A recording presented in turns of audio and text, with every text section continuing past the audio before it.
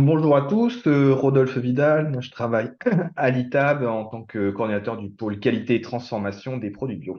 Et je vais vous parler de l'évaluation sensorielle des produits de charcuterie à base de porc mâle odorant. Donc dans le cadre du projet CASDAR Farinelli, on a évalué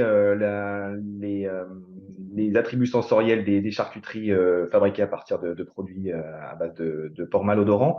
L'objectif, c'était bien sûr de déterminer la proportion maximale de matières premières odorantes qu'on pouvait introduire dans les produits, de manière à ce que ce soit acceptable par le consommateur.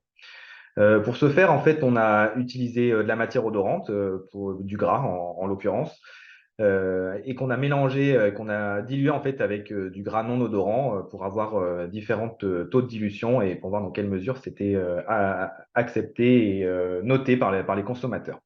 Donc, ces premières réalisations étaient fabriquées à la Dive sur 4 matrices alimentaires, le boudin noir, le pâté de campagne, la saucisse de Francfort et la saucisse de Toulouse. Pour trier les carcasses, on a fait des analyses du gras, on a fait des analyses en fait des molécules odorantes et on s'est basé sur les concentrations qu'on a pu doser en scatol et en androsténone dans les carcasses pour les classer en 3 niveaux de risque, en 3 niveaux d'odeur. Le niveau faible, ce que je vais appeler les FAO, les faiblement odorants, le niveau modéré, mais moyennement odorant, MO, et le niveau fort, fortement odorant, FO. Sur mon petit graphique, là, avec les histogrammes, en fait, on voit à quoi correspondent ces différentes catégories. En orange, vous avez les concentrations en scatol. Là, c'est les concentrations minimales qu'on trouve dans ces différentes catégories. Ça se lit de la façon suivante. Ça veut dire que dans les lots faiblement odorants, il y avait à minima 0,05 microgrammes par gramme de scatol dans les pièces et 0,5 microgrammes par gramme d'androsténone dans les gras qui ont été utilisés. Et idem pour moyennement odorant, faiblement odorant. Ce qui peut être noté à ce niveau-là, c'est déjà qu'il y a un petit point de vigilance à avoir parce que, évidemment, ces carcasses ont également été notées à l'abattoir. Et en fait, on a pu voir que autant les niveaux faibles, les faiblement odorants, ont toujours été classés à l'abattoir non odorants. Par contre, les moyennement odorants ou les fortement odorants pouvaient être classés non odorants ou classés 1. Je ne sais pas si vous vous souvenez de ce que vous a montré Sarah, mais c'est-à-dire où il y avait un doute. Donc, en fait, on peut avoir des carcasses qui sont notées non odorantes au nez humain et en fait qui contiennent des concentrations qui ne sont pas négligeables en hormones, en molécules odorantes. Donc, il y a un premier point de vigilance à ce niveau-là. Pour chaque produit, on a procédé de la même façon. La méthode a été suivie à peu près de la même façon. Donc là, j'ai pris par facilité un produit, la saucisse de Francfort, pour vous expliquer un peu comment on a fait. On a un témoin, ce qu'on va appeler un témoin non traité avec uniquement du gras non odorant. On prend du mec, de la glace et du gras non odorant. On fait une saucisse de Francfort. Et sur les essais 1, 2 et 3, en fait, on introduit du gras odorant. On a introduit les différents types de gras odorants, hein, faiblement odorant, moyennement et fortement, à chaque fois de la même façon, en introduisant d'abord 100% du gras, qui est en gras odorant, et ensuite en diminuant un petit peu, en le mélangeant avec du gras non odorant. Donc là, ça nous fait pour l'essai 1, par exemple, on a 18% du gras qui est odorant dans la recette, mais du coup, ça fait 100% du gras qui est odorant. Sur l'essai numéro 2, on a 14% du gras qui est odorant et 4% de non odorant. Et sur l'essai numéro 3, 16%. Évidemment, cette proportion de gras odorant, elle fluctue suivant les produits, hein. Sur le produit comme le pâté, on peut avoir jusqu'à 65% de gras qui est odorant. Donc, on a très clairement des produits qui sont plus ou moins à risque. Et donc, on a fait ça sur les 4 produits, ce qui nous donne une matrice d'une douzaine de modalités.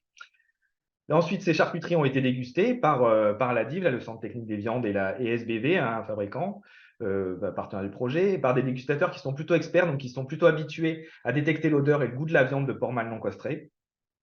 Et leur objectif était de positionner les produits essais en comparant avec le produit témoin, au point de vue de l'odeur et au point de vue du goût. Euh, Dans les conclusions, on voit qu'en fait, les dégustateurs experts, ils détectent systématiquement à plus de 75% en fait, des différences de goût et d'odeur par rapport aux témoins, quel que soit le lot de gras choisi, hein, qu'il soit faiblement, moyennement ou fortement odorant, en fait, il détecte toujours une différence. Donc là, c'était un peu décevant dans le sens où on était clairement au-dessus, on a mis trop de gras odorant, trop de molécules odorantes pour que ça passe auprès des consommateurs experts. Et les produits ont été du coup ont eu des notes faibles d'appréciation. Ils n'ont pas été très appréciés et ils étaient effectivement toujours notés moins bien que le témoin et avec une différence par rapport au témoin sans gras odorant.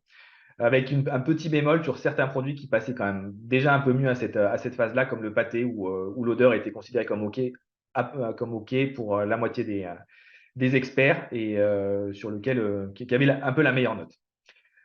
Donc, du coup, on a essayé dans la suite du projet de voir comment auprès des consommateurs ça pouvait passer. Et du coup, on a bien baissé nos proportions de gras odorants pour que ça soit acceptable auprès d'un panel naïf.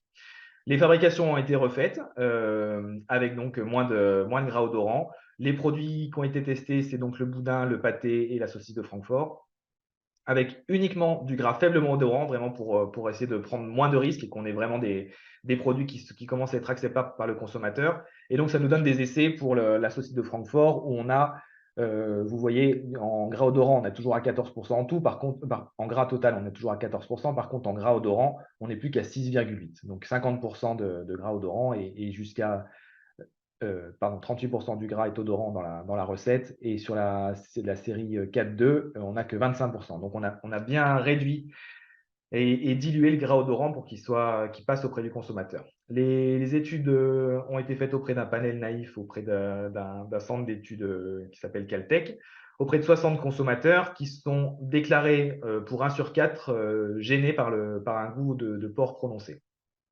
Donc, on s'attend aussi à avoir des notes qui peuvent être dégradées à cause de ça. Et enfin, on a aussi réalisé un test sensoriel sur le site de Francfort à l'ITAB avec une quinzaine de dégustateurs complètement naïfs. Et donc, les résultats qui ressortent sont assez intéressants car on peut voir que en fait, l'appréciation globale entre le témoin et les séries donc 1 et 2, en fait, il n'y a pas de différence significative. Le témoin a été aussi bien apprécié que celui qui contenait du gras odorant. Donc, ça, c'est plutôt un point positif.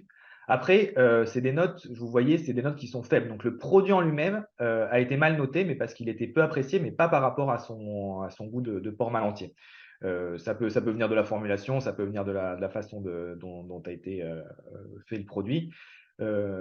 Mais voilà, c'est intéressant de noter qu'il n'y a pas de différence significative entre la saucisse de Francfort qu'on a créée pour le projet sans viande de mâle odorant et il n'y a pas de différence entre ces fabrications-là et celles avec du porc mâle odorant.